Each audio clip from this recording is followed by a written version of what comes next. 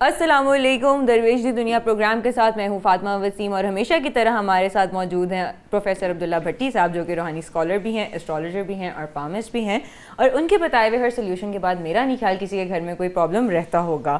آج کا ہمارا جو ٹاپک ہے وہ ہے عید الاضحیٰ, چونکہ بقرہ عید اب آنے والی ہے, تو اس کے حوالے سے ہم سر سے بات کریں گے. سب سے پہلا جو میرا سوال ہوگا سر سے وہ یہ ہوگا کہ عید کا اور حضرت ابراہیم علیہ السلام کا کیا تعلق ہے. السلام علیکم سر, کیسے ہیں؟ السلام, میری بیٹی کیسی ہے؟ میں ٹھیک ہوں. گرمی آ گئی ہے, دھیان رکھا کرو. سر بہت گرمی مجھے, بلکہ پچھلے دنوں اٹیک بھی ہو گیا ہے, ہیٹ اسٹروک کا. آج کل کی بچیاں سر دوپٹہ نہیں لینا, گرم, اور جو کہتے ہیں ٹھنڈا رومال نہیں لینا, ٹھنڈا کوئی چیز گردن کے پیچھے نہیں رکھنی, ٹوپی نہیں لینی, اور کہنا ہے کہ سانو کچھ موسم کہہ ہی نہیں سکتا.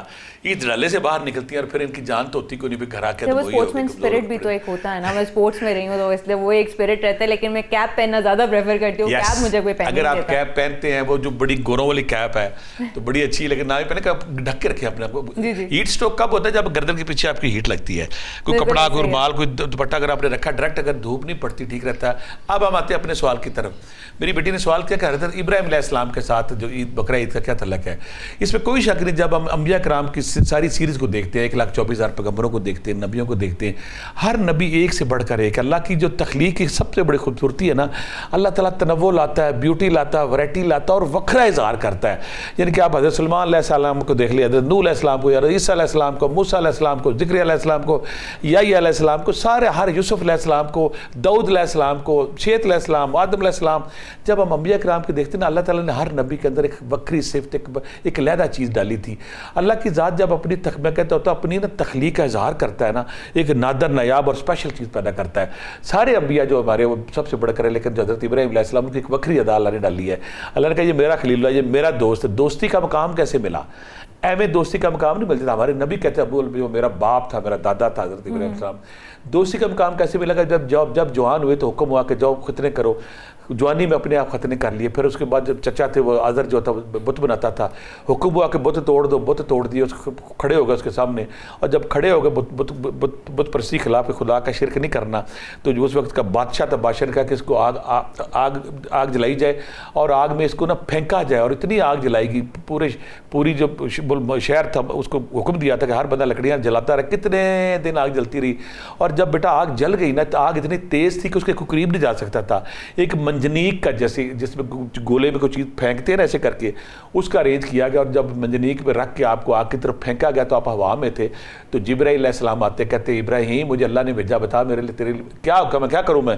تو ابراہیم اس وقت کہتے جو میرا رب چاہتا ہے میں ویسے ہی راضی ہوں. آپ کو آگ میں پھینک دیا گیا. حالانکہ اس سے پہلے کہا گیا کہ باز آ جاؤ, جو تم توحید کا اعلان کرتے ہو, بت پرستی کے خلاف بولتے ہو. آپ نے کہا نہیں, میں نے جو حق کی بات کر دی ہے میں منوں گا. آگ میں پھینکا گیا, اس وقت بھی آپ کے پائے استقلال میں کمی نہیں آئی, آپ ڈرے نہیں, خوفزدہ ہوئے. جب آگ میں پھینکا گیا, کتنے دن مختلف روایات آتی ہیں کتنے دن آگ میں, لیکن اللہ کا جب بندہ اللہ کا ہو جاتا ہے تو اللہ کن فیکون کی طاقت اس کے ساتھ آتی ہے. آگ میں پھینک دی, لیکن آگ نے آپ کو چھوا تک نہیں, آپ کے کپڑے کچھ نہیں چھوا. کتنے دن جب آگ ختم ہوئی تو آپ جب باہر آئے تو آپ کا ویسے کا ویسا جسم تھا. اور اس کے یہ آزمائش تھی پہلے ان کی. پھر ان کو حکم دیا کہ ہمارا ملک چھوڑ دے. جب ملک چھوڑ دیا, چھوڑنے کے بعد پھر ایک ملک سے ہوتے ہوتے جب یہ مکہ مدینہ ادھر آتے تو پھر یہاں پہ پھر لیٹ عمری میں بچہ پیدا ہوا. لیٹ عمری میں بچہ جب پیدا ہوا تو بڑھاپے کی اولاد جو ہوتی ہے نا, جب پیدا ہوتی ہے تو بندہ اس کو بڑا پیار کرتا ہے. تو اچھا خواب آتا ہے کہ اپنے بیٹے کو ذبح کر رہے ہیں. ایک دن خواب آیا, 2 دن خواب آیا, جب تیسرا چوتھا خواب آیا نا تو سمجھ آ گئی میرا رب میرے سے نا کچھ مانگ رہا. پہلے آپ نے اونٹ صدقہ دیے, پھر آپ نے اسماعیل کو لے کے جب جاتے ہیں قربان گاہ کی طرف میں ذبح کرتا ہوں, تو اسماعیل آپ سے صرف یہ پوچھتے ہیں کہ اے بابا آپ میرے سے کیوں کر رہے ہیں؟ تو آپ نے کہا میرا رب چاہتا ہے. تو اسماعیل کی اطاعت, اسماعیل کی فرما برداری, اسماعیل کی اولاد کی محبت دیکھیں. اگر رب کہہ رہا ہے تو آپ حکم کیجئے, کریے, اور میرے ہاتھ باندھ دیجئے تاکہ میں آپ کی مزاحمت نہ کروں. اور پھر جب رب کے حکم پہ خواب بار بار آ رہا تھا, رستے میں شیطان 3 دفعہ آیا, یہ تم کیا کر رہے ہو؟ آپ نے کہا نہیں میں نے تیری بات نہیں مانی, میں رب کی بات مانی. آپ نے شیطان کو کنکریاں ماری.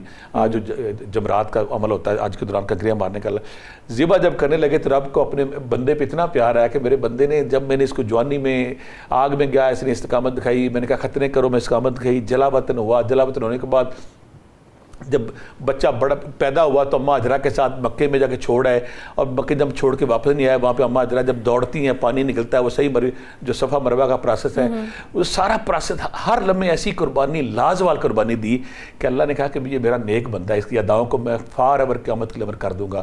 اور پھر جب ذبح کرنے لگتے ہیں تو اللہ کی ذات جنت سے وہ مینڈے کو بھیجتے ہیں, اور اسماعیل سامنے مسکرا رہے ہوتے ہیں, مینڈا ذبح ہوتا ہے. تو اللہ تعالیٰ کو حضرت ابراہیم کی یہ ادا, یہ محبت اتنی پسند آئی کہ اللہ نے یہ لازم قرار دے دیا گیا کہ قیامت تک میرا آخری نبی کا جو امتی ہے جب تک قربانی حضرت ابراہیم کی سنت زندہ نہیں کرے گا میں اس کا حج قبول نہیں کروں گا. تو یہ حضرت ابراہیم کی محبت اطاعت خدا کی اطاعت اس کے ساتھ لاز اور رشتے کا ایک عظیم سلسلہ ہے. اور پھر اللہ نے کہا کہ بناؤ خانہ کعبہ بنا دیا گیا ابراہیم اور اسماعیل علیہ السلام نے. اور پھر اللہ نے کہا کہ جب تک کوئی مسلمان اس کا طواف نہیں کرے گا, یہاں پہ نہیں آئے گا, میں اس کا حج قبول نہیں کروں گا.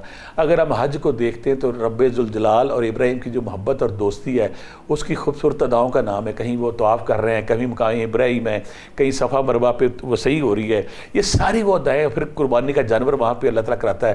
یہ قربانی کا سفر بیٹا پہلے بھی تھا, آپ حیران ہو جائیں گے جب ہم اس کے بیک گراؤنڈ میں جاتے ہیں.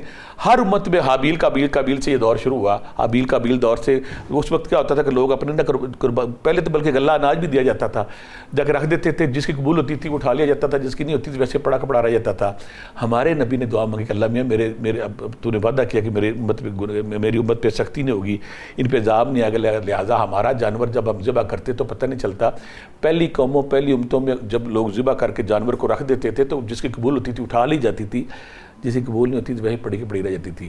تو یہ حج کا اگر آپ پروسیس دیکھتے ہو تو ابراہیم علیہ السلام نے اپنے بیٹے کو جو اللہ کے حکم پہ ذبح کرنے کی کوشش کی, اس کے بعد خانہ کعبہ تعمیر کیا, خانہ کعبہ تعمیر کرنے کے بعد پھر یہاں پہ طواف کا سلسلہ شروع کیا. تو اللہ کو یہ ادائیں, یہ محبت, یہ اطاعت اتنی پسند آئی کہ اللہ نے کہا قیامت تک جب تک کوئی حج قبول نہیں کرے گا جب تک کوئی اس میں قربانی نہیں کرے گا. تو قربانی نام ہے اللہ کی اطاعت کا, اللہ کی محبت کا, اللہ کی بات ماننے کا. اللہ نے پھر کہا کہ مجھے خون نہیں چاہیے, مجھے بکرا نہیں چاہیے, مجھے گوشت نہیں چاہیے. یہاں میں کلیئر کر دوں, بہت سارے لوگ اللہ نے کہا اور ہمارے پہ احسان کیا ہے, ایک بندہ 20 لاکھ کا جانور لے, ایک بندہ 20,000 کا جانور لے, یہ اللہ جانتا ہے کس کا وہ قبول کرے گا. وہ 20,000 والا قبول کرتا ہے کہ 20 لاکھ والا قبول کرتا ہے. اگر 20 لاکھ والا جانور جو لیتا ہے, کروڑ روپے کا جانور لیتا ہے, لیکن وہ تکبر کرتا ہے, غرور کرتا ہے, معاشرے کا کہتا ہے کہ میں نے تمہیں دکھانا ہے, اللہ اس کے گوشت کو دھرا کا دھرا رکھے گا. اور ایک بندے نے 20,000 کا جانور لیا ہے, اس کے اندر خوف ہے, اطاعت ہے اللہ کی کہ اللہ میں تیری مرضی کہ تیری مرضی میں تیرے تقوی کے حصول کے لیے میں کر رہا ہوں, تو وہ جانور قبول ہوگا. تو ہم کہہ سکتے ہیں جو عید بقرہ آ رہی ہے اس میں میکسیمم ادائیں جو اپنے اللہ کے عظیم جو خلیل اللہ کا دوست حضرت ابراہیم علیہ السلام, حضرت اسماعیل علیہ السلام ہیں, ان اداؤں کو اللہ نے زندہ کیا تاکہ آنے والے لوگوں کو پتہ چلے کہ اگر کوئی بندہ رب کی اطاعت کرتا ہے, رب کی بات مانتا ہے, پھر اللہ قیامت تک کے لیے اس کو عمل کر دیتا ہے اور عبادت کا حصہ بنا دیتا ہے. ٹھیک ہے سر. قربانی کی شرعی حیثیت کیا ہے؟ قربانی کا یہ کہ اللہ تعالیٰ نے اس میں کہا, بہت سارے لوگ یہ سمجھتے ہیں کہ اللہ تعالیٰ نے فرمایا کہ جب کوئی بندہ اگر کوئی چاہتا بندہ کہ مجھے گوشت دے دے گا میں اس سے راضی ہو جاؤں گا, میں گوشت کے جانوروں کا خون دے کے راضی ہو جاؤں گا, یہ نہیں ہے. اللہ کے حضور اپنے تکبر, غرور, نفرت, شہوت, لالچ کو ہم نے ذبح کرنا ہے. اللہ کے حضور تقوی کو پہنچانا ہے. اللہ نے جب حکم دیا کہ جانور اپنے قربانی دینی ہے تو قربانی دیتے وقت اللہ کی بات ماننی ہے. اللہ کو نہ گوشت چاہیے, نہ خون چاہیے, نہ کچھ چاہیے. ہاں یہ ضرور کہ جس کی استطاعت ہے, جو ہمت رکھتا ہے, تو اللہ کے نبی نے فرمایا کہ اس کو قربانی دینی چاہیے. اور وہ قربانی جب دیتا ہے تو ہم اللہ کی بتائی, اللہ کے احکامات اور نبی کریم صلی اللہ علیہ وسلم کی شریعت ہے اس کے مطابق عمل کرتے ہیں. اور ہمارے زندگی کا سارا مقصد یہی ہے کہ آقا کریم اور اللہ نے جو کہہ دیا ہے اسے کرنا ہے. یہ حضرت ابراہیم علیہ السلام کی ایسی ادا ہے, ایسی خوبصورت ادا ہے کہ اللہ تعالیٰ نے قیامت تک کے لیے لوگوں کو حکم دے دیا کہ اگر آپ جب تک قربانی نہیں کریں گے عید الاضحیٰ کے دن آپ کی قربانی نہیں ہوگی, اور حج کے وقت جب تک قربانی نہیں ہوگی میں حج قبول نہیں کروں گا. یہ اللہ کی بات ماننے کی علامت ہے قسم کی. اور کن افراد پر قربانی واجب ہے؟ ایسے لوگ جن پہ قرضہ ہے, جو قربانی نہیں دے سکتے. ہمارا جو دین ہے نا بڑا نیچرل, فطری اور بڑا خوبصورت, اس میں سختی کہیں نہیں ہے, ناانصافی کہیں نہیں ہے, ظلم کہیں نہیں ہے. جہاں بھی ہمارے مذہب میں کوئی مشکل آتی تو کوئی نہ کوئی رستہ نکال دیا جاتا ہے. قربانی کہی کہ قربانی دیں, لیکن جس کے اوپر قرضہ ہے, جو جانور خریدنے کی استطاعت نہیں رکھتا, وہ قربانی اس کو فرض نہیں ہے. لہذا جو بندہ جو صاحب نصاب ہے, جو زکوٰۃ دے سکتا ہے, جو صاحب نصاب ہے, جو چاندی کا ذکر ہے, سونے کا ذکر ہے, اور 5 لاکھ کے قریب 5.5 لاکھ بنتا ہے, جس کی اتنی ہمت ہے اور اس کو وہ دے سکتا ہے اس کو دینی چاہیے. جو قرضہ دینا ہے, جس کے اوپر ہمت نہیں ہے, وہ اس کو ضرورت نہیں ہے, وہ نہ بھی دے تو اللہ تعالیٰ کی ذات اس کو معاف کرتی ہے. ہمارے ساتھ ایک کالر موجود ہیں جو کہ بھٹی صاحب کے شاگرد بھی ہیں, پتوکی سے ہیں, بہادر خان. آپ کو آواز آ رہی ہے؟ السلام علیکم. جی وعلیکم السلام. प्रोफेसर साहब से कह दे कि मैं जिला पाकपतन से बहादुर खान आपका शागिर्द बात कर रहा हूँ। सर आपके शागिर्द बात कर रहे हैं पतोकी से, ठीक है। बहादुर खान, सवाल क्या है? बहादुर खान जिला पाकपतन है। सर से मैंने पूछना है कि जब से जिलहज का चांद चढ़ा है, जब से जिलहज का चांद चढ़ा, पहली रात से मैं या रकीब 12,500 मरतबा पढ़ रहा हूँ। ये 10 दिन में मेरा चिला मुकम्मल हो जाएगा कि आगे भी पढ़ना है? वो 10 दिन से या रकीबो पढ़ रहे हैं, वो कह रहे हैं कि मेरा 10 दिन में ये चिला कंप्लीट हो जाएगा या मैंने आगे भी पढ़ना है। अच्छा, हमारे देखने वाले जो बस से जब से जिलहज के दिन आए हैं तो मेरे बहुत सारे जो चाहने वाले हैं, जो बहुत सारे जो वज़ाइफ के ज़िक्र-अज़कार के वजीफ़ों के जो शायकीन लोग हैं वो वजीफ़े कर रहे हैं, तो उसमें सब वो बड़े कुछ सवाल उनके ऐसे बनते हैं। वो ये कहते हैं कि 10 दिन के बाद हमने क्या करना है। 10 दिन के बाद आप एक तस्बीह या 2 तस्बीहें उसको विरद में ज़रूर रखें ताकि आपकी मदावत जारी और सारी रहे। और दूसरी बात जो यारकीब का कर रहे हैं, अगर वो 5000 का कर रहे हैं तो उसको कुछ अर्सा इसको 41 दिन आप 1000 दफ़ा डेली पढ़ें, 1000 दिन 300 दफ़ा ज़रूर पढ़ें ताकि आपका जो अमल है ज़िक्र वो कबूल हो। यहाँ पे जो अहम बात क्या है कि अल्लाह ताला ने फरमाया कि मुझे कसम नमाज फ़जर की और मुझे कसम 10 रातों की। यहाँ पे एक इबादत जो नॉर्मल इबादत तो साल के बराबर चल रही है। अगर आप इन 10 दिनों में कोई इबादत करते हैं, रोज़ा रखते हैं, ज़कात देते हैं, सखावत करते हैं, चैरिटी करते हैं, नवाफिल पढ़ते हैं, कुरान पाक पढ़ते हैं, लोगों की मदद करते हैं, तो ये ऐसे जैसे आप पूरा साल कर रहे हैं। यानी कि यहाँ पे अल्लाह की रहमत की, अल्लाह की बख्शिश की और तरगीब के दिन है। तो जो लोग यहाँ पे 10 दिन बात करते हैं वो ऐसे होगा, अल्लाह बड़ा रहीम करीम, अल्लाह ताला ने उसकी रहमत का जो पैमाना छल कर है वो कहता है ये साल के बराबर होगा। तो मेरे बच्चा अगर वो कर रहा है, इसको 1000 कर रहा है, 5000 दफ़ा कर रहा है, तो इसको बाद में भी अगर मेरा मशवरा है 41 दिन 1000 दफ़ा करता रहे, या अगर ये 5000 कर रहा है, अगर 1000 कर रहा है तो 100 दफ़ा करता रहे, तो इंशाल्लाह इसका अमल जारी और सारी रहेगा और इसकी बरकतें ये समेटता रहेगा। ये अमल बाद में भी कुछ अर्सा बंद नहीं करना, कुछ अर्सा जारी रखना है। हमारे साथ एक और कॉलर मौजूद है, वो है साइमा लाहौर से। अस्सलाम वालेकुम। वालेकुम अस्सलाम। मैम आपका सवाल क्या? मेरा क्वेश्चन ये है कि कुछ लोग हम लोगों के जैसे हम लोग कुर्बानी करते हैं तो लेकिन वो इसलिए ज़रूरतमंद लोगों को देना पसंद नहीं करते हैं, सबको अपने घर रख देते हैं। जैसे बीफ का या मटन का डिफरेंस भी करते हैं कि बीफ दे देते हैं और मटन रख देते हैं, जैसे वो महंगा होता है।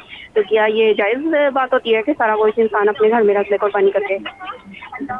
सर इनका सवाल ये है कि वो कह रही हैं कि जब कुछ लोग कुर्बानी करते हैं वो सारे का सारा गोश्त अपने घर में रख देते हैं रादर देन कि वो बांटें, तो कह रही क्या ये जायज़ होता है कि घर में सारा गोश्त रखने के, वो महंगा है तो वो सस्ता है, बीफ हो जाए, मटन हो जाए, कुछ भी हो जाए? ये जब से फ्रिज आया ना तो फ्रिज के बहुत सारे मसाइल भी पैदा हो गए हैं। फ्रिज के वाले से उसकी सहूलत तो ज़रूर है, लेकिन अच्छा इंसान वो जो कोई अगर किसी को सहूलत आई है तो उसको जायज़ तरीक़े से इस्तेमाल करे। हमारा कुर्बानी का जो मकसद है, कुर्बानी का मकसद अपनी वजूद के अंदर जो नफ़रत, तकब्बर, गुरूर, शहवत, लालच की जज्बात है उसको ख़त्म करना। और दूसरी बात है कुर्बानी का मकसद है अपनी खुशियाँ गरीबों में बांटना, मुताजों में बांटना, अहले महल्ला में बांटना।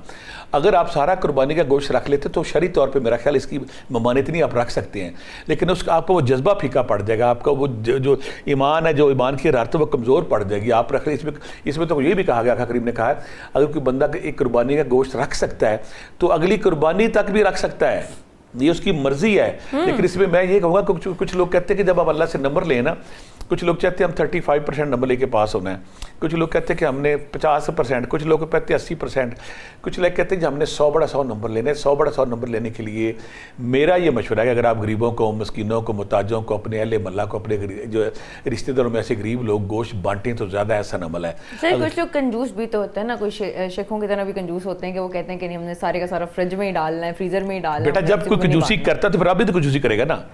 आप चाहते हैं कि मुझे रब की हर नेमत मिले, मेरा रब की बरसात हो मेरे ऊपर, पैसे की, रिज़्क़ की, सेहत की, कामयाबियों की, औलाद की, शोहरत की, हर चीज़ मुझे मिले।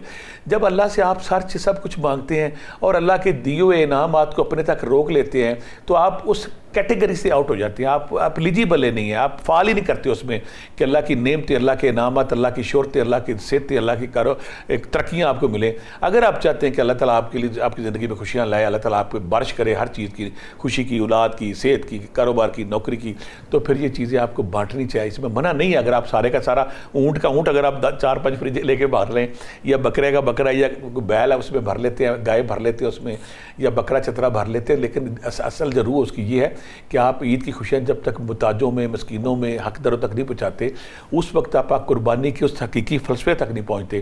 آپ کا اللہ خود کہتا ہے کہ مجھے آپ کا گوشت اور خون نہیں چاہیے. اللہ کے لیے بے معنی ہے سارا. اللہ لوگ کو کیا چاہیے؟ اللہ آپ کی نیت اور آپ کی فیلنگ اور آپ کے اعتقاد، آپ کے ایمان کو مانتا ہے. تو میرا خیال ہے کہ یہ گوشت جو کرتا ہے وہ بخیلی کرتا ہے، اور بخیر اللہ کو پسند نہیں ہے. اس کو چاہیے کہ اپنے حقدار جو دائیں بائیں لوگ ان تک بانٹنا چاہیے. قربانی کے جانور کے انتخاب میں شریعت کن بنیادی شرائط کو ضروری قرار دیتی ہے؟ بڑا اچھا بیٹا آپ نے سوال کیا کہ قربانی جب ہم کرتے ہیں تو اس میں کیا ہے. قربانی کے حوالے سے جب ہم جاتے ہیں تو میں اسے یہ کہوں گا کہ جب دیکھیں نا، جب ہم اللہ کو ہم تحفہ دے رہے ہیں تو ہمیں جیسے اپنے لیے بہترین کوئی چیز انتخاب کرتے ہیں نا، کہ مجھے خوبصورت چیز ہو، صحت مند چیز ہو، پیاری چیز ہو. اگر ہم اپنے لیے کوئی خوبصورت چیز کا انتخاب کرتے ہیں اور اللہ کے لیے کوئی ماڑی، کوئی کمزور، کوئی بیمار سی چیز انتخاب کر لیتے ہیں تو پھر اللہ بھی وہی کرتا ہے. اکثر لوگ ہمارے گھروں میں یہ عام وتیرہ ہے کہ جب سالن خراب ہونے لگتا ہے کوڑے والے کو دے دیں، بلے والے کو دے دیں، چگھی والے کو دے دیں. یہ بہت بڑا ناانصافی ہے، بہت بڑی کرپشن ہے. اگر آپ اللہ کے نام پہ کچھ دیتے تو اچھی چیز دیں، احسن چیز دیتے، کہ وہ اللہ کو دیکھ رہا ہوتا ہے. اسی طرح قربانی کا جانور جو زخمی ہے، جس کا کان نہیں، جس کا ناک نہیں، جس کوئی چیز ٹوٹی ہوئی ہے، جس کو کوئی زخم کے نشان ہے، کچھ ٹانگ ٹوٹی ہوئی ہے، کوئی اس کا اگلا ٹانگ پچھلا پاؤں، وہ کان اجڑا ہوا ہے، کوئی نشان اس کے چہرے پہ آیا تو وہ نامکمل ہے. قربانی کے جانور کی پہلی شرط یہ ہے کہ ایک بے عیب جانور، ایک جس میں کوئی عیب نہ ہو. بٹ سر اگر جب ہم انہیں گھروں میں لاتے ہیں اور وہ موسم کی وجہ سے بیمار ہونا اور بات ہے، وہ اور بات ہے کہ جسم میں نقص نہ ہو. اوکے، ایک بات. اور اس کے دو دانت ٹوٹے، دوندے کے جو لفظ بڑا چلتا ہے، دو دانت اس کے ٹوٹے ہونے چاہیے. دوندہ اسے کہتے ہیں. اگر دو دانت ٹوٹے ہوئے نہیں ہیں تو اس کو پھر شرعی طور پہ کہا جاتا ہے کہ یہ قابل قبول جانور نہیں ہے. اس کے دانت دو ٹوٹ چکے ہیں، وہ صحت مند ہے، خوبصورت ہے، پورا مکمل ہے، سالم ہے، اس کے اندر کوئی عیب نہیں ہے، تو ایسا جانور اللہ کے ہاں قبول ہے، وہ آپ کو کرنا چاہیے. ٹھیک ہو گیا سر. لیکن لوگ کن غلطیوں کا شکار رہتے ہیں جب جانور سلیکٹ کرنے جاتے ہیں منڈیوں میں؟ اکثر میں نے بھی سنا کہ دوندا ہوتا ہے، چوگا ہوتا ہے، کھیرا ہوتا ہے، یہ 3 قسم کی نسلیں ہوتی ہیں. تو ان کرتے کیا جو بیپاری آتے ہیں نا، بیپاری اکثر یہ کرتے ہیں. میں تو حیران ہوتا ہوں. میں بلکہ بیپاریوں کے حوالے سے دیکھ، جب بیپاری پنجاب کے دور دراز علاقوں سے جانور لے کے آتے ہیں ٹرکوں میں، مزدوں میں، تو ڈھونسے ہوتے ہیں توڑی کی طرح. کئی رستے میں بیمار ہو جاتے ہیں، کوئی فوت ہو جاتے ہیں. جانور جب شہر میں آتے ہیں ان کی شکلیں دیکھنے والی ہوتی بھی. اگر آپ کاروبار کر رہے ہیں، بیپار کر رہے ہیں، آپ نے پیسے کمانے، ان کا صحت کا خیال رکھیں، ان کے پانی کا خیال رکھیں. ہم غلطی کیا کرتے ہیں کہ بعض کا جب ہم جانور لیتے ہیں تو ہم حرام کی رقم سے لیتے ہیں. حرام پیسہ حلال نہیں ہے، ہم کہتے ہیں حرام لے لیں گے معاشرے کو دکھانے کے لیے، سوسائٹی کو دکھانے کے لیے، اپنے رشتہ داروں کو دکھانے کے لیے. تو یہ غلطی کرتے ہیں. دوسری بات، میں کچھ ایسے افسروں کو جانتا ہوں جو جب قربانی کا وقت آتا ہے اپنے ماتحتوں سے کہتے ہیں مجھے قربانی کا جانور لا کے دو. اور جب وہ قربانی کا جانور لا کے دیتے اس کو پیسے نہیں دیتے. یعنی کہ قربانی بے عیب جانور، عیب والا جانور جس کا جسم کوئی نہ کوئی حصہ کمزور ہے، اس کی آنکھ نہیں ٹھیک، اس کا کان نہیں ٹھیک، اس کے ماتھے پہ ٹانگ پہ زخم ہے، کوئی دم پہ زخم ہے، یعنی کہ عیب والا جانور لے لیتے ہیں، حرام کی رقم سے لے لیتے ہیں، کسی سے گفٹ لے لیتے ہیں. میں حیران ہوں بیٹا، پچھلے سال کا کچھ 2-3 سال پہلے کی بات ہے، مجھے ایک دوست کا فون آیا، گدی نشین تھا بہت بڑا. کہتے ہیں ہمارے پاس باہر کے ملکوں سے بہت سارے جانور آئے، تو بتائیں آپ کو کون سا جانور بھیجوں. میں کہا خیر ہے. کہتا بس جی جانور، میں تو معاشرے میں جو طاقتور لوگ ہیں مجھے بھی اس میں شامل کر رہا تھا، حالانکہ میں تو گناہ گار کمزور ہوں. کہتا میں گفٹ کے طور پہ بیل بھیجتا ہوں، اونٹ بھیجتا ہوں، بکرے بھیجتا ہوں، اور یہ چیزیں کرتا ہوں. ہمارے معاشرے میں بھی یہ المیہ آ گیا کہ بہت سارے لوگ جو ہے نا، حالانکہ قربانی کی اثر روح کہ آپ اپنے رزق حلال سے جانور لیں. اگر آپ کسی کو گفٹ دیتے ہیں، کسی سے زبردستی گفٹ لیتے ہیں اور رشوت کے طور پہ پیش کرتے ہیں. میں ایک ایسے بندے کو جانتا ہوں، وہ کہتا میرے افسر نے مجھے کہا تھا پروموشن کرانی تو پہلے مجھے 2 جانور لا کے دو. اس نے جانور دیے، اس کی پروموشن ہوگی. وہ جو افسر صاحب ہیں، جو بھی بیوروکریٹ ہیں، انہیں شرم نہیں آتی کہ اللہ جانتا ہے کہ یہ تو میرے جانور کسی کا خون چوس کے لیے ہیں. جب جانور کے حوالے سے ہم غلطی کرتے ہیں، ہم حرام کا پیسہ لے لیا، گفٹ لے لیا، اور کسی کو مجبور کر کے، اگر کوئی افسر لگا ہوا کوئی طاقتور ہے تو اس کو مجبور کر کے اس سے زبردست جانور لیا، چوری کا جانور لے لیا، چھین لیا کسی سے. یہ سارے غلط ہے چیزیں، اس سے ہماری قربانی قبول نہیں ہوگی، ہمارے منہ پہ مار دی جائے گی. ٹھیک ہو گیا سر. ہمارے ساتھ کالر موجود ہے احمد ہے لاہور سے. ہیلو، آپ کو آواز آ رہی ہے؟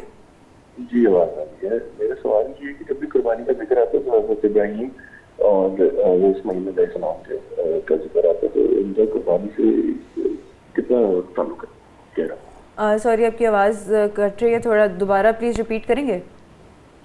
جب بھی قربانی کا ذکر آتا ہے تو حضرت ابراہیم علیہ السلام کی بات ہوتی ہے نا، تو اس کے اوپر تھوڑی سی روشنی ڈالو، اس کے اوپر سر سے کچھ رہنمائی. ٹھیک ہے، ہیلو، اوکے. قربانی اصل میں حضرت ابراہیم علیہ السلام، حضرت اسماعیل علیہ السلام، اماں ہاجرہ کی جو لازوال محبت، عقیدت، اطاعت کا جو ادائیں تھیں نا، اللہ نے ان اداؤں کو امر کر دیا ہے کہ جب دیکھیں نا کہ ایک باپ اپنے بیٹے کو لے کے جا رہا ہے کہ مجھے بار بار خواب آ رہا ہے، مجھے بار بار خواب آ رہا ہے کہ میں اپنے بیٹے کو ذبح کر رہا ہوں، اور ایک دن نہیں، ایک دن سونٹ دیتے ہیں، پھر سونٹ دیتے ہیں، پھر دیتے ہیں، تو کہتے نہیں مجھے اب رب کی بات ماننی پڑے گی، ایک بات. اور جب پھر وہ رب کی اطاعت کرتے ہوئے اپنے بیٹے کو چھری کے نیچے رکھ لیتی ہے، اور بیٹا بھی اطاعت کی اخیر کر دیتا ہے، اے میرے باپ اگر تجھے رب کی طرف سے حکم ہے تو پھر کر، اور دوسری بات میرے ہاتھ باندھ دیتا ہے کہ میں مزاحمت نہ کروں. یعنی کہ اللہ کو یہ ادا اتنی پسند آتی کہ فار ایور قیامت تک کے لیے وہ آنے والے مسلمانوں پہ یہ حکم لاگو کرتا ہے کہ میرے محبوب دوست نے یہ قربانی کی تھی، لہٰذا جب تک تم یہ قربانی نہیں کرو گے اس وقت تک میں تمہاری قربانی یا تمہاری یہ عبادت قبول نہیں کروں گا. تو یہ حضرت ابراہیم علیہ السلام کی لازوال قربانی، لازوال محبت، لازوال اطاعت اور لازوال اللہ سے عشق کی علامت ہے کہ جب کوئی انسان اللہ سے عشق کرتا ہے. پھر اس کے بعد اماں حضرہ جس طرح اماں حضرہ صفا مروہ کے درمیان اپنے بیٹے جب اسماعیل پیاس سے تڑپ رہا ہوتا ہے اور اس کو اپنے پاؤں مار رہا ہوتا ہے، اور اماں حضرہ پانی کی تلاش میں بار بار دوڑ رہی ہوتی ہیں، تو اللہ تعالیٰ کو وہ ادا اتنی پسند آتی ہے اپنے محبوب بندے کی کہ اللہ تعالیٰ کہتا ہے کہ میں اس وقت حج یا عمرہ قبول نہیں کروں گا جب تک آپ صفا مروہ کے درمیان تیز چل نہیں لیتے. اور پھر جب اسماعیل علیہ السلام اور حضرت ابراہیم علیہ السلام نے کعبہ تیار کیا تو ابراہیم علیہ السلام نے کہا کہ اللہ میاں میں نے کعبہ اللہ کا گھر تو بنا دیا ہے، کیا بعد والے لوگ یہاں آئیں گے؟ تو اللہ تعالیٰ نے کہا کہ میں اس کو لوگوں پہ لازم قرار دے دوں گا کہ میں حج قبول نہیں کروں گا جب تک آپ اس پہ آ کے طواف نہیں کرتے، پھر مقام ابراہیم پہ جب تک آپ وہاں پہ نوافل نہیں عطا کرتے. اصل میں پھر یہ سارے کی ساری جو قربانی کا سلسلہ ہے یہ ایک محبوب اللہ اور اس کے محبوب نبی کے درمیان جو محبت عشق کی لازوال داستان تھی، اللہ نے اس کو امر کیا، اللہ نے اس کو قانون بنا دیا، اللہ نے مذہب بنا دیا ہے. تو یہ اللہ کی اور اس کے محبوب بندے حضرت اسماعیل علیہ السلام جو خلیل اللہ کہا جاتا ہے، اللہ کا دوست کہا جاتا ہے، ان کی ساری زندگی پہ ہم 10 گھنٹے بول سکتے ہیں کس طرح بچپن سے اٹھے، انہوں نے توحید شرک کے خلاف بولے، پھر جلا وطن ہوئے، پھر ایک شہر سے دوسرے شہر، پھر اللہ کے حکم پہ اسماعیل اور ماں حجرہ کو جنگل میں چھوڑ گئے، پھر واپس آئے، پھر چلے گئے، اور پھر حکم ہوا کہ بڑھاپے میں اس کو ذبح کر دو. وہ سارے عمل جو ہے نا یہ اللہ کو ساری ادائیں اس طرح پسند ہے کہ اللہ نے قربانی اور حج کا حصہ بنا دیا. اسے ہم کہہ سکتے ہیں کہ اللہ کا محبوب نبی نے جب اللہ کو راضی کرنے کے لیے کچھ کوششیں کی، اللہ کو وہ ادائیں وہ ساری حرکتیں اتنی پسند آئیں کہ اللہ نے قربانی کا حصہ بنا دیا. کہ اللہ اور اس کے بندے کے درمیان محبت کی لازوال داستان ہے جس کو اللہ تعالیٰ نے مذہب کا حصہ بنا دیا ہے. ٹھیک ہو گیا سر. ہمارے ساتھ ایک اور کالر موجود ہیں، اکرام ہے گجر خان سے. السلام علیکم. وعلیکم السلام. سر آپ کا سوال کیا؟ میرا سوال ہے کہ ہم اپنی فیملی میں ایک ہی قربانی کر سکتے ہیں سب بندے، اور دوسری بات ہے کہ کیا ہم قرضہ لے کے بھی قربانی کر سکتے ہیں؟ 2 سوال ہے بچے کے. پہلی سوال تو کچھ لوگ غلطی میں اگر یہ شکار ہیں کہ اگر آپ 6 لوگ ہیں خاندان کے 6 لوگوں کی طرف سے ہوگا، نہیں ایسا نہیں ہوتا. جو میرا کمزور نالج اس پہ یہ کہ آپ قربانی ایک بندے کی ہوتی ہے، چاہے آپ باپ کے نام کی کر لیں، چاہے ماں کی کر لیں، چاہے بیٹے کی کر لیں، کسی کر لیں. بڑے جانور میں تو کہتے ہیں کہ حصے ڈالتے ہیں، وہ حصے وہ لوگ اپنا اگر کوئی گائے ہے یا بھینس، گائے ہے یا اونٹ ہے، 7 حصے ہیں اس میں. اس میں بھی جو حصہ ہوگا یہ نہیں کہ 15 بندے حصے دار بن جائیں. ایک گائے آپ نے لے لی، آپ کے گھر میں 9 بندے ہیں تو 7 ہی ہوں گے. آپ کے گھر میں 14 بندے ہیں، ٹھیک ہو گیا، تو وہ اس میں آپ حصے دار ہوں گے کہ گائے کا جانور آ گیا یا اونٹ کا جانور 7 حصے آ گیا. یہاں یہ کہ آپ ایک بندے کی قربانی ہوتی ہے. اکثر گھروں میں یہ ہوتا ہے کہ اس دفعہ ہم نے ماں کی کر لی، اگلی دفعہ باپ کی کر لی، بڑے بیٹے کی کر لی، دوسرے بیٹے کی کر لی، تیسرے بیٹے کی کر لی، چوتھے بیٹے کی کر لی. یعنی کہ ہر دفعہ کسی ایک کی ہوتی ہے. اسے کلیئر میں یہ کرنا چاہ رہا ہوں، اگر کوئی یہ چاہتا ہے کہ ہمارے پورے خاندان جو ہے اس کو خاندان کے سب کے نام کی قربانی ہوگی، تو میرا خیال یہ ایسے عمل نہیں ہے. ایسے عمل وہی ہے کہ ایک بندے کے نام کی قربانی ہوگی، آپ گوشت آپ سارے گھر والے کھائیں. ایک بات. دوسرا بچے نے سوال یہ کیا کہ میں ادھار لے کے قربانی کر سکتا ہوں کہ نہیں. اگر کوئی بندہ ایسا ہے جیسے کاروبار کا سرکل ایسا ہے اس میں لاکھوں روپے آتے جاتے رہتے ہیں، تو وہ سمجھتا ہے کہ میں بعد میں آسانی سے میں یہ جو قرضہ لوں گا اتار سکتا ہوں، تو پھر تو اس پہ ضروری نہیں پھر وہ کر سکتا ہے. لیکن اگر وہ سمجھتا ہے کہ میرے کاروبار کی نیچر ایسی ہے میں اگلے آنے والے مہینوں میں یا سال میں یہ قرضہ نہیں اتار سکتا، تو اللہ کی طرف سے معافی ہے. اللہ بڑا رحیم کریم. اکثر کہتا ہوتا ہے، دیکھیں کہتے ہیں بیمار ہے روزے چھوڑ دو، بیمار ہے تو سفر میں تو روزے چھوڑ دو، اور اگر سفر میں تو 2 رکعت پڑھ لو. ہر چیز اللہ تعالیٰ نا یہ ہمارا مذہب، باقی جو مذاہب ہم دنیا کے مطالعہ کرتے ہیں تو ان میں بلاک ہو جاتی چیز، رک جاتی چیز، اور اس میں ہر مسئلے کا حل ہی نہیں. ہمارا اسلام مذہب اتنا خوبصورت ہے کہ اس میں ہر مسئلے کا کوئی نہ کوئی حل ملا ہے. بھی اگر آپ کے اوپر قرضہ ہے اور آپ صاحب نظام نہیں، آپ زکوٰۃ دینے کی پوزیشن میں نہیں ہیں، تو آپ کو آزادی ہے یا آپ کو سہولت دے دی گئی کہ آپ قربانی نہ دیں. لیکن اگر آپ سمجھتے کہ میری بزنس کی نیچر ایسی، آج وقتی طور پہ میں کمزور ہوں، کل آنے والے دنوں میں میرے بزنس کی نیچر اچھی ہو جائے گی، میں یہ قرضہ اتار لوں گا، تو پھر اگر آپ ادھار لے کے کرنا چاہیں تو کر لیں. ویسے مذہب کے طور پہ آپ کو آسانی ہے، اگر آپ نہ بھی کریں تو آپ کی اس کی گرفت نہیں ہے. بٹ سر جو لوگ کما رہے ہیں لیکن ان کی تنخواہیں زیادہ نہیں ہیں اور وہ قربانی کرنا چاہتے ہیں، کہ ان پہ قربانی لازم ہوتی ہے؟ میں پھر کہتا ہوں ایسا بندہ جس کے 5 لاکھ کہا جاتا ہے یا 5 تولے سونا یا 52 تولے چاندی ہے، جس کے پاس اتنا نصاب ہے کہ وہ اس پوزیشن میں ہے کہ زکوٰۃ دے، اس کے اوپر قربانی جائز ہے. جو اس پوزیشن میں نہیں ہے اس کو اللہ تعالیٰ نے سہولت دی ہے. ہمارے مذہب کی بڑا جو سب سے بڑی خوبصورتی ہے نا وہ یہ کہ کہیں بھی سختی، کہیں بھی جبر، کہیں بھی ظلم کا طالبت ہے ہی نہیں. ذرا پرابلم آئی نہیں فوری طور پہ اس کا راستہ دکھا دیا جاتا ہے کہ آپ ایسے کر لیں، آپ ایسے کر لیں، ایسے کر لیں. کوئی اگر اس پوزیشن میں نہیں ہے تو اس کو سہولت وہ نہیں کرے، لیکن اگر وہ کرنا چاہے تو کر بھی سکتا ہے. ٹھیک ہو گیا سر. ہمارے ساتھ ایک اور کالر موجود ہے، شگفتہ عبداللہ ہیں لاہور سے. سوری سیالکوٹ سے. وعلیکم السلام. میرا سوال ہے کہ بہت سے لوگ قربانی کرتے ہیں، اپنے جانوروں کی نمائش کرتے ہیں اور غریبوں کو ترساتے ہیں جن کے پاس نہیں ہے. اور قربانی کا تصور دوسروں میں خوشی بانٹنے کا نام ہے یا جانور دکھانے کا نام ہے؟ دیکھیں نا ہمارے معاشرے میں کچھ سینسیٹیو لوگ، کچھ ایسا حادثہ، کچھ ایسا واقعہ ہوا جو میری بیٹی کرب اور دکھ تکلیف اس کی آواز سے چھلک رہا تھا کہ اگر کوئی آپ کا چچا ہے، کوئی آپ کا ماموں ہے، کوئی آپ کا تایا ہے، کوئی آپ کا کوئی ریلیٹیو ہے جہاں پہ ایسے وہ جانور لاتا ہے، جانور لکھانے کے بعد نمائش کرتا ہے کہ میں نے فلان جانور کے لیا، اپنے فیس بک پہ، اپنے ٹویٹر پہ، اپنے انسٹا پہ جانوروں کی تصویریں ٹھوکی جا رہا ہے، میں نے یہ جانور لے لیا، اور اسی کے دائیں بائیں اس کے ریلیٹیو یا اس کے عزیز جو ہے وہ غریب ہے، وہ جانور نہیں لا سکتے. اور پھر ظلم یہ کرتے ہیں کہ آپ اس کے بعد پھر جو آپ جانور جو گوشت کرتے ہیں، گوشت پھر اس پہ آپ رانے شانے بڑی چیزیں تو آپ فلانے افسر کو، فلانے بڑے بندے کو، معاشرے کے باثر بندے کو بھیج دیتے ہیں، اور جو غریب مسکین دائیں بائیں آپ کے رشتہ داروں کو آپ نہیں دیتے. یہ غلط ہے، یہ غلط ہے، یہ ظلم ہے. قربانی پھر میں کہتا ہوں قربانی خوشیاں بانٹنے کا نام ہے، قربانی دوسروں کو زندگی میں خوشیاں لانے کا نام ہے. اگر قربانی اگر یہی آپ نے عمل کرنا ہے تو پھر اللہ تعالیٰ نیت دیکھتا ہے نا، سیدھی سی بات ہے. اگر آپ کی نیت میں خود پسندی ہے، تکبر ہے، غرور ہے، اور یہ کہ میں بڑا طاقتور ہوں، میں لوگوں کو مرغوب کرنا چاہتا ہوں، تو اللہ تعالیٰ روزے قیامت سب سے پہلے اس سال میں دین کا حساب کرے گا کہ لاؤ اس کو جو تقریر میرے لیے نہیں اپنی ذات کے لیے کرتا تھا، سخی کو لاؤ جو سخاوت میرے لیے نہیں اپنے لیے کرتا تھا، اس بڑے آدمی کو لاؤ جو اس عالم دین کو لاؤ، خطیب کو لاؤ جو میرے لیے نہیں اپنے لیے کرتا. تو اللہ تعالیٰ حساب کرنے کے بعد اس کو جہنم میں پھینک دے گا. لہٰذا ایسے سارے لوگ جو عید پہ جانور تو لاتے ہیں لیکن جانور لانے کے بعد نمائش کرتے ہیں، نمائش کرنے کے بعد دائیں بائیں لوگوں کو دکھاتے ہیں اور ضرورت مند غریبوں مسکینوں تک خوشیاں نہیں پہنچاتے، تو وہ قابل گرفت ہے. ایسے لوگوں کو احتیاط کرنی چاہیے تاکہ اللہ تعالیٰ ان کی قربانی قبول کر لے. ٹھیک ہے، ہم آئیں گے واپس ایک چھوٹے سے بریک کے بعد، تب تک کے لیے اسٹے ٹیون.